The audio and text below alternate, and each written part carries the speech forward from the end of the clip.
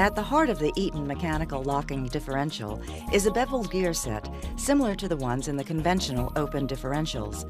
There are two pinions located on the cross shaft and two side gears splined to the axle shafts. These gears are precision forged for high impact strength.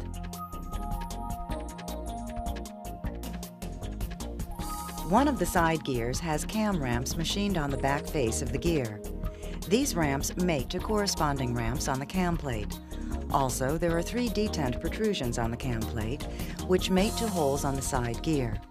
The detent system prevents the cam plate from ramping until a predetermined torque is applied to the gear teeth. When the cam plate rotates out of the detents, the ramp surface on the cam plate engages the ramp surface on the side gear.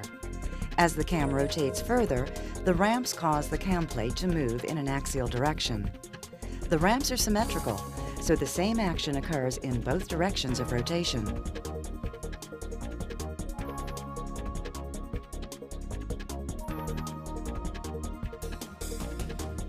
Behind the cam plate is the active disc pack, and behind the cam plate hub is a wave spring designed to keep the cam plate in the detent position.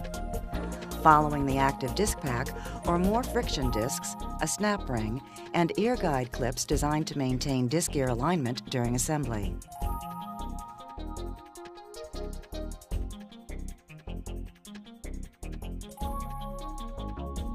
On the other end of the differential is another set of friction discs that reside on the opposite side gear. This disc pack develops torque from the force created by the cam gear and then transferred through the reaction block located in the center of the differential.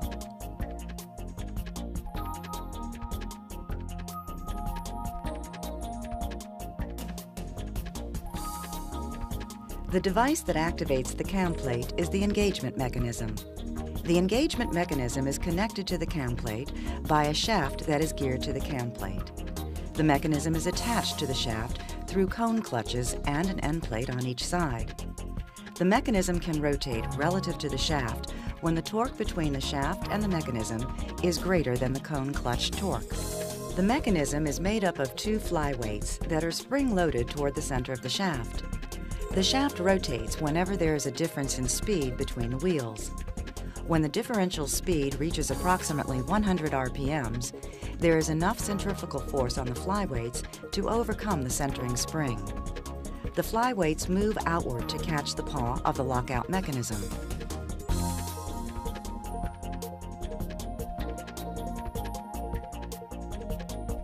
There is one paw for each direction of rotation on the engagement mechanism.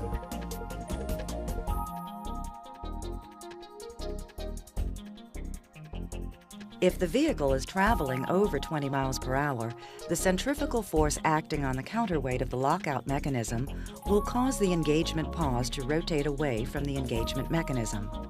When this happens, the differential cannot lock up at high speeds.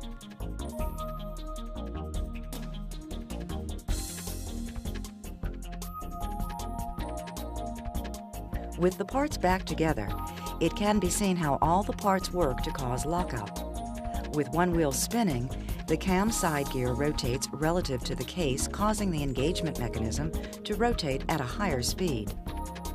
At a given speed, the flyweights will swing out and engage the paw on the lockout mechanism.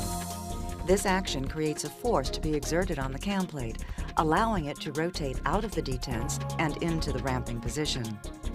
The active friction disc engages, causing the cam ramps to self-energize until enough torque is developed between the wheels, allowing them to lock together. With the wheels locked together, maximum driveline torque is available to the high traction wheel.